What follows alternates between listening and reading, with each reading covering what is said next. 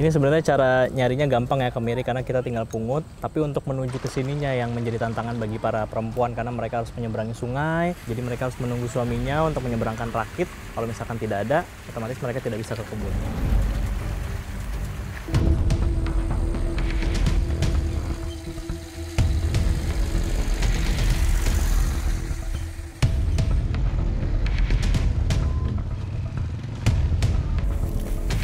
Ya itulah makanya kita kalau mau pingin nanam ya cari toki lah, biar kita ambil modal dulu. Nanti tinggal bayar. Itu kadang-kadang ada tinggal, ada enggak. Ibu bisa punya untung? Itulah kadang-kadang dapat. Karena ini keadaan harganya tadi, kadang-kadang ada rezeki lagi naik, lagi dapat segini tadi kayak ini 5.000. Kalau dapatnya 2.700 lagi tadi kayak mana? Ya udah pasrah aja kita terpaksa kita kerjain gitu.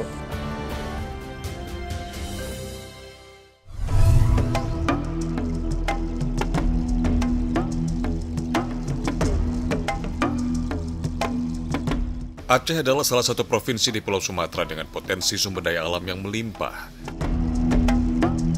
Sayangnya, selama bertahun-tahun, Aceh juga berada pada peringkat atas provinsi termiskin di Pulau Sumatera.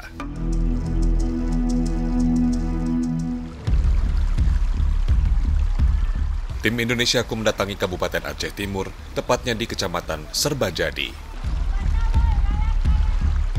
Hari ini kami berangkat menuju kebun dengan menggunakan rakit sederhana. Ukurannya tidak terlalu besar, hanya berkapasitas 2 orang. Kami tidak bisa mengandalkan bambu atau kayu sebagai alat pengendali rakit. Arusnya terlalu kencang, sehingga rakit harus ditarik secara manual. Tidak mudah, karena selain harus melawan arus, warga yang menarik rakit juga harus mengangkat beban 2 orang yang ada di atas rakit. Meski jarak penyeberangan hanya 50 meter, kami sampai membutuhkan waktu sekitar setengah jam untuk menyeberang.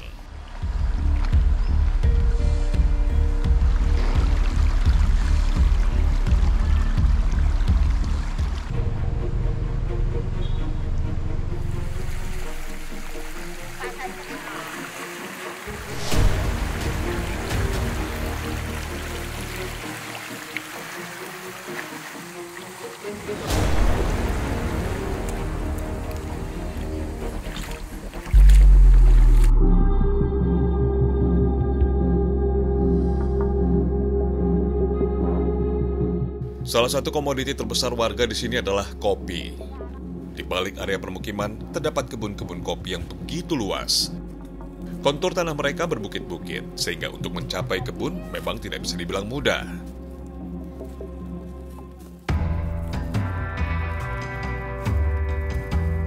Ini jalannya jauh banget dari tadi kita pertama kali jalan kaki. Begitu kita sampai juga pohon-pohonnya sudah tua, tapi buah-buahnya ini justru buah-buah yang masih muda karena musim panennya sudah lewat.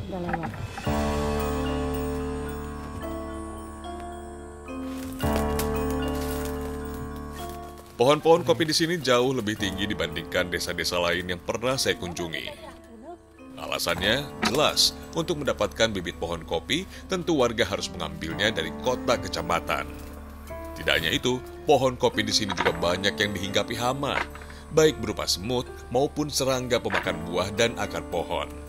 Buat semut, menghilangkan semutnya, ada racunnya lagi mau dibeli. Oh, itu berapa harganya, Bu? Harganya nggak mahal pun lah, 70.000 atau 80.000 satu botol. Oh. Botol segini. Tapi kita kok nggak bawa? Belum beli, Bu? Belum beli. Kenapa belum beli? Susah apa mahal apa? Bukan karena mahalnya, kita susah, barangnya pun nggak ada. Di sini Lagi nggak ada ada. barang, kadang uangnya pun nggak ada. Jadi Ibu harus lawan-lawan semut ini dong? Ya mau kayak mana lagi, dilawan lah. Terpaksa diambil, kalau nggak diambil mau kayak mana lagi.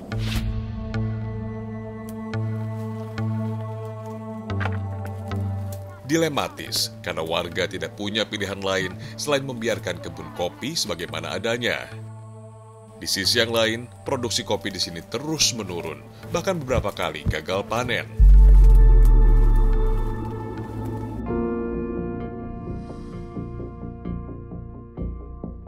Biasanya warga memanen kopi sebanyak 2 kali dalam setahun. Itu pun hasilnya hanya sekitar 2 karung berukuran 50 kg. 1 kuintal buah kopi milik warga hanya dihargai 500 hingga 600 ribu rupiah. Rasanya harga serendah itu tak layak untuk mereka dapatkan setelah usaha berbulan-bulan. Hasil yang mereka tunggu berbulan-bulan habis dalam waktu beberapa pekan saja. Tak sebanding dengan modal, tenaga, dan waktu yang mereka habiskan. Beli sembako ya seminggu aja habis itu. Udah seminggu cukup lah. 500 ribu tuh kalau bahan dapur aja. Itu paling besar buat apa, Bu? 500 ribu tuh. Ya minyak goreng tadi, gula. Butuhkan di dapur itulah semua lengkap itu. Beras termasuk ya? Beras termasuk juga situ.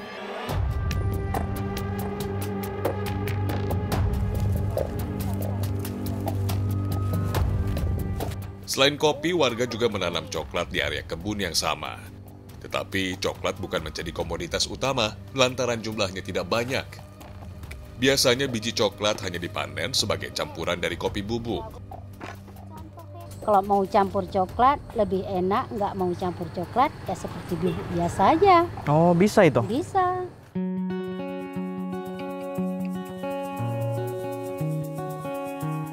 Buah coklat di Kecamatan Serbajadi bisa dibilang sebagai potensi yang terpendam.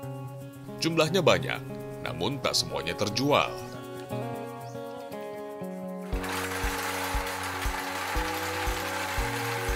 Harga yang rendah membuat para petani tidak mengurus pohonnya. Padahal, padanan kopi dan coklat bisa menjadi racikan khas dari Serbajadi.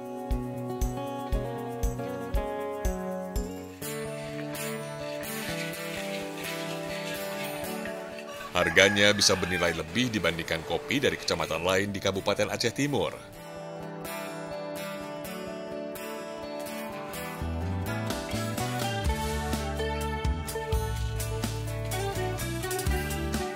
Sayangnya potensi ini akhirnya terabaikan karena masyarakat menilai belum ada masa depan yang cukup baik untuk olahan dari kopi dan coklat.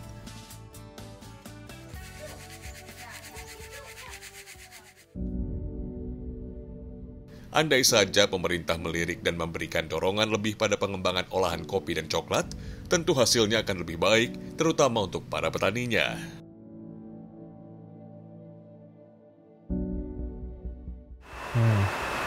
Enaknya kopi kampung nih, tanpa gula pun kita jadi merasakan betul rasa kopinya.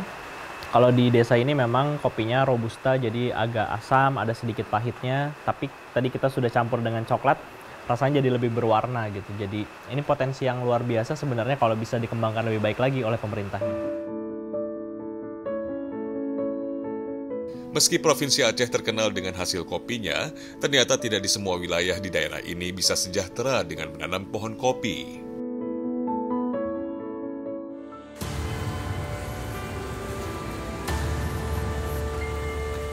Tiba di tepi Sungai Bunin, kami langsung menuju ke kebun yang dipenuhi pohon-pohon besar. Hari ini kami akan panen kemiri.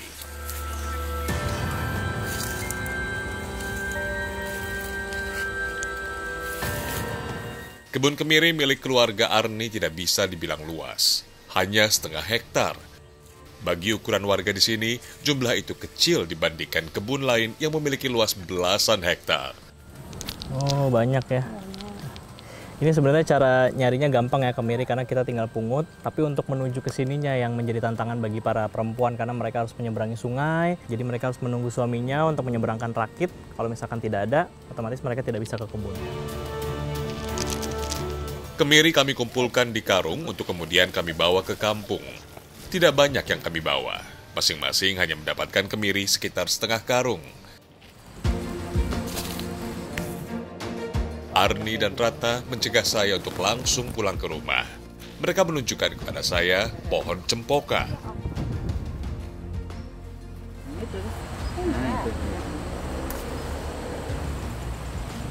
Ini ada-ada aja emang kalau ibu-ibu ya. Udah mau pulang ke rumah, taunya mereka masih harus petik cempoka. Ini buah khas ini nih.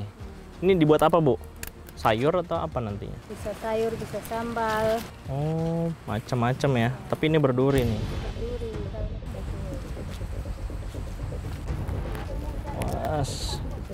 Kami menggotong karung-karung berisi kemiri ke tepi sungai.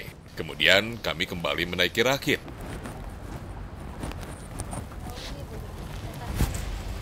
Yang mana? Taruh mana?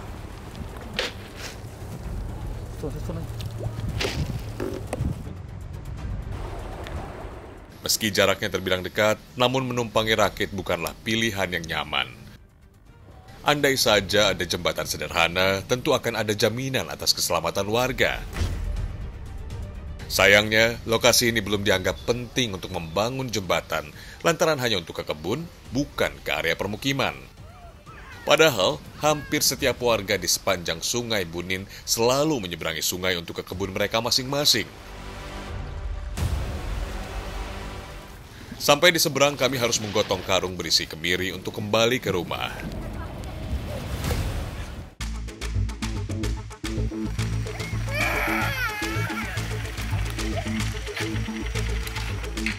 Kemiri-kemiri ini tidak semuanya dijual. Bahkan terkadang, jika bisa langsung ditukarkan dengan ikan ataupun sayur, warga tak perlu lagi menjualnya ke luar desa. Aku mau minta ikan untuk bertukar sama kemiri. Pak Gilio? Ya, 20.000. Itu berapa dapatnya? 1 kilo ya. Nah ini Bang. Terima kasih Ibu.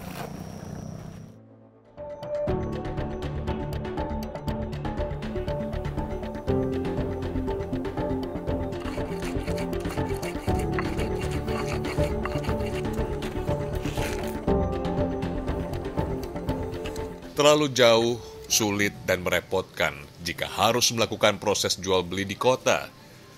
Proses barter lebih praktis bagi masyarakat di Kecamatan Serbajadi.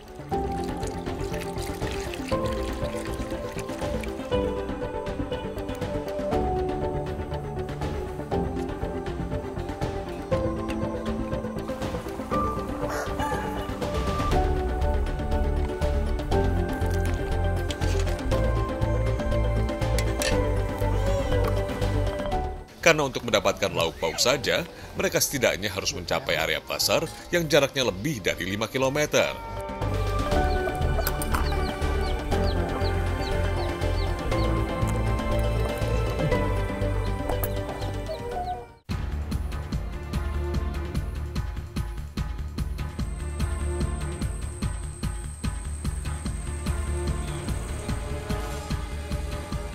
Akses jalan yang rusak berdampak pada seluruh aspek kehidupan mereka. Agar saya percaya, warga mengajak saya mengelilingi desa-desa di Kecamatan Serbajadi. Jalan antar dusun dan desa hanya merupakan jalan tanah berbatu. Cukup lebar untuk kendaraan roda 4, namun sebagian besar sudah tertutup dengan semak.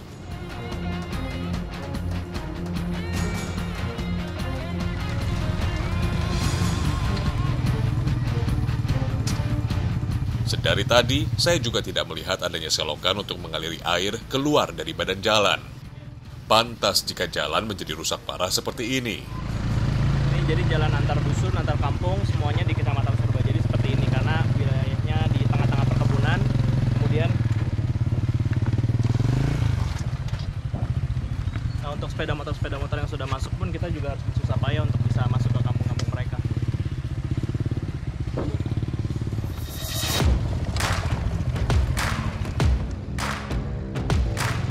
Perbaikan jalan belum tentu dilakukan setiap tahun.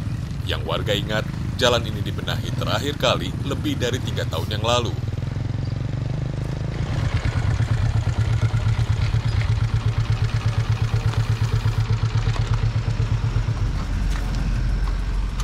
Kak, ini kita kan tadi sudah lihat ya jalan antar kampung kayak gitu, terus jalannya rusak, apalagi kalau hujan kan semakin parah ya.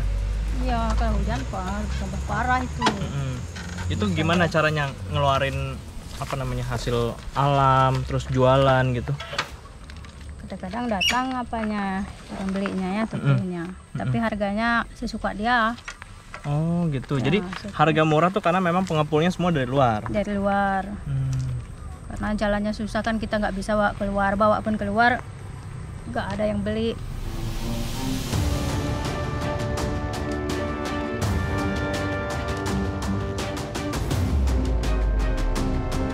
Kalau segi infrastruktur masih banyak kekurangannya, hingga kan kita jauh dengan ibu kota kabupaten, perlu perhatian lebih dari segi pembangunan, baik itu dari segi fisik maupun mentalnya di sumber daya manusia di sini.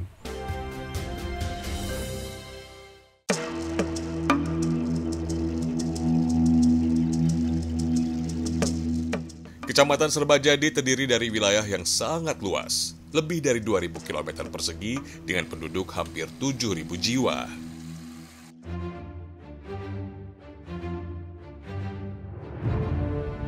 Masyarakat terpukul dengan harga komoditi yang terus menurun beberapa tahun terakhir. Cara paling mudah untuk mendapatkan uang adalah dengan menanam pohon yang mampu membuahkan hasil dengan cepat. Seperti jagung yang dapat mereka panen 3 kali dalam setahun. Perputaran uang dari jagung tergolong lebih cepat dibandingkan kopi dan coklat, namun jumlahnya tidak seberapa besar. Ya itulah makanya kita kalau mau pingin nanam ya cari toki lah, biar kita ambil modal dulu, nanti tinggal bayar. Itu kadang-kadang ada tinggal, ada enggak. Ya kan pasrah aja, kita mau bilang apa lagi. Oh, jadi sistemnya berhutang dulu. Cari. Terus ibu bisa punya untung? Itulah kadang-kadang dapat, karena ini keadaan harganya tadi, kadang-kadang ada rezeki lagi naik, lagi dapat segini tadi kayak ini 5.000. Kalau dapatnya 2.700 lagi tadi kayak mana? Ya udah pasrah aja, kita terpaksa kita kerjain gitu. Sudah jumlahnya kecil, masyarakat masih harus berhutang demi dapat menanam jagung. Tidak ada bantuan bibit maupun pupuk subsidi. Jelas menyusahkan sebagian besar masyarakat yang hanya mengandalkan tani dan kebun. Ini potensi yang sangat besar sebenarnya. Sejauh mata memandang kita bisa memanen jagung, tapi belum dimanfaatkan dengan maksimal. Ini terbukti dengan akses infrastruktur yang buruk, harganya menjadi sangat rendah. Sekarang Rp5.000, padahal kemarin sempat menyentuh angka Rp2.700 per kilogram. Itu harga yang sangat murah dibandingkan yang kita temui di daerah-daerah lain.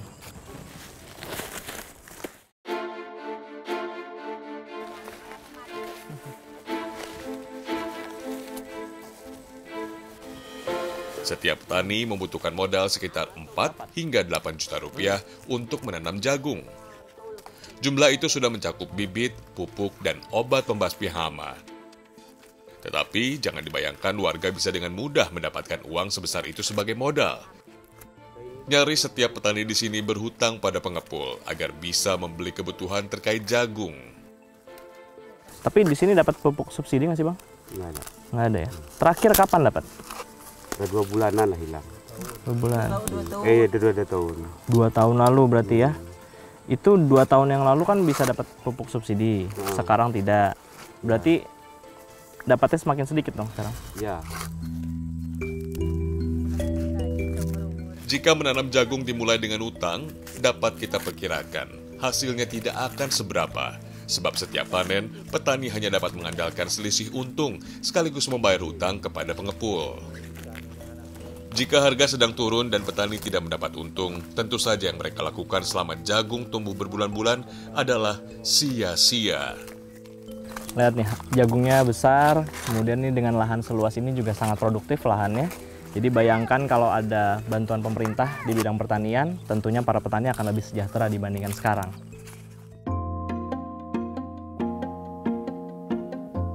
Itu pun para petani sudah membawa sendiri hasil panen mereka ke kota kecamatan agar ongkosnya tidak besar. Tetapi tetap saja, uang yang mereka hasilkan hanya sekitar 1 hingga 2 juta rupiah untuk usaha yang mereka lakukan sekitar 4 bulan.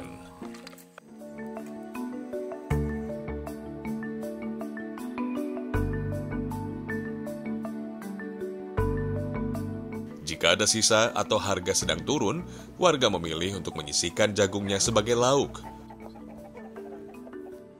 Sebagian besar masyarakat bahkan menjadikannya nasi jagung agar menghemat pengeluaran membeli beras.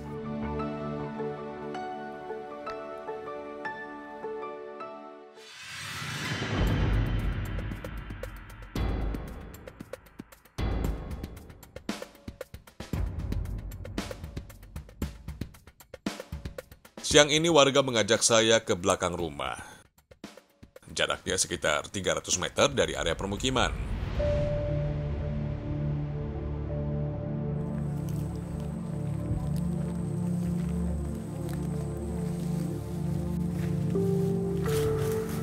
Saya melihat warga mulai memotong-motong tanaman sejenis daun pandan berukuran besar.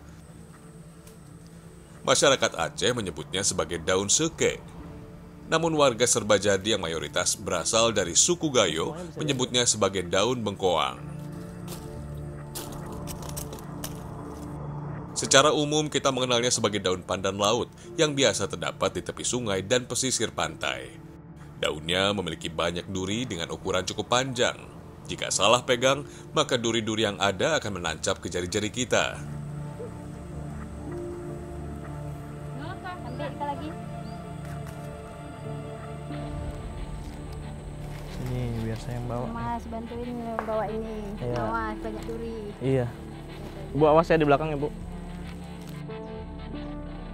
Kami mencari tanaman pandan laut yang lain karena warga membutuhkan dalam jumlah banyak.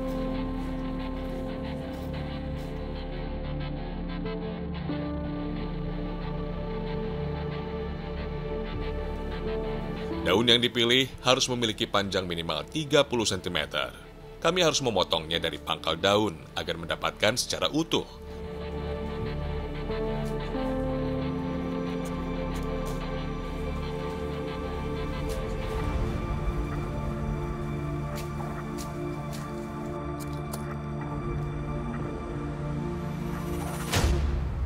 Benar saja, beberapa duri menancap di jari-jari saya. Jadi pohon ini dibilangnya lebih suka sama perempuan, karena biasanya kalau laki-laki yang mengambil akan ketusuk duri. Ini tadi ada beberapa di bagian jempol nih. Ini kenapa, Bu? Biasanya perempuan yang ngambil dan kalau laki-laki pasti ketusuk duri tuh. Memang dibenci kalau Kenapa? Mau lah ibu-ibu pun, tapi nggak sering-sering, kadang-kadang kan Oh, karena sudah biasa. biasa. Ayo, Bu, berapa banyak lagi, Bu? Memotongnya memang harus hati-hati, karena durinya terletak hampir di keseluruhan sisi daun.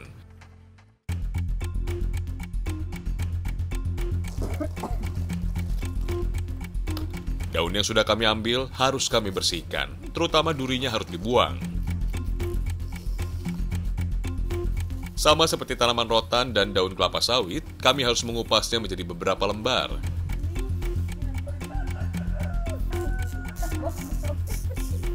Daun yang sudah diiris-iris berukuran kecil, kami lipat agar tidak terlalu panjang untuk kemudian kami masak.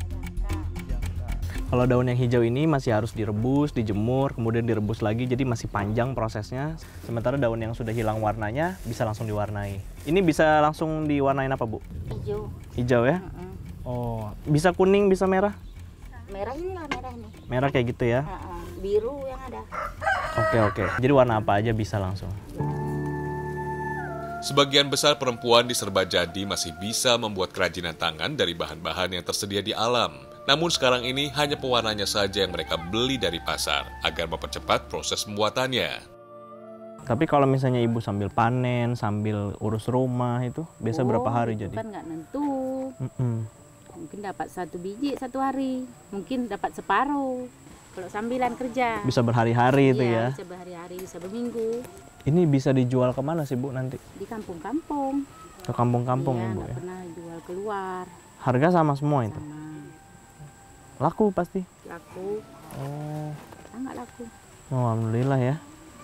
Daun-daun yang sudah berwarna akan dipisahkan supaya bisa dikategorisasikan sesuai warna dan digunakan sesuai kebutuhannya. Meski harus melalui proses seperti ini, tidak bisa dibilang minim modal, karena mereka masih tetap mengeluarkan uang. Tapi berarti harus keluar modal buat itu ya? Harus lah. Berapa, Bu? Nah, harganya 5.000 1 bungkus kecil. Ibu biasanya beli berapa banyak? Beli 20.000, Cukup itu ya? dapat cukup.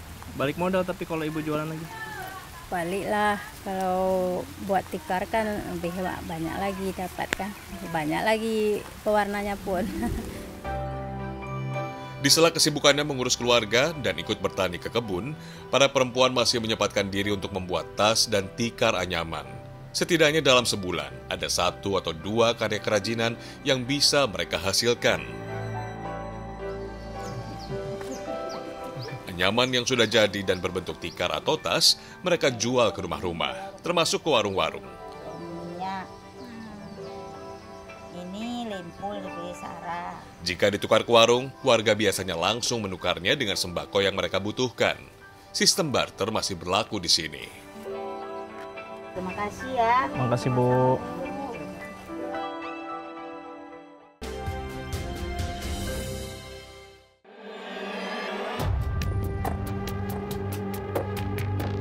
Kecamatan Serbajadi masih dikelilingi hutan. Wilayahnya tergolong sangat subur. Tidak jauh dari rumah, warga mengajak saya ke kebun pinang. Komoditas ini adalah yang paling laris di wilayah Aceh Timur. Hampir semua desa di Kabupaten Aceh Timur menanam buah pinang. Permintaan pinang sangat tinggi. Tidak hanya untuk kebutuhan di kecamatan terdekat, kota-kota yang terletak jauh juga membutuhkan pinang ini untuk konsumsi sehari-hari. Bisa dibilang setiap keluarga pasti memiliki pohon pinang di halaman dan area kebun mereka.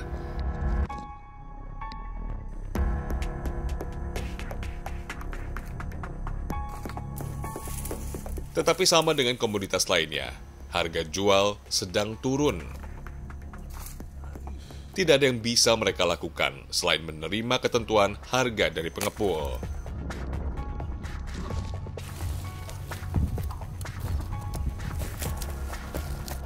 Jika para petani menaikkan harga Rp1.000 saja, para pengepul bisa menolak untuk membeli hasil alam mereka. Kalau tidak terjual, apa yang mereka panen bisa membusuk dan warga pun merugi. Maka tidak ada pilihan lain selain menjual dengan harga yang rendah.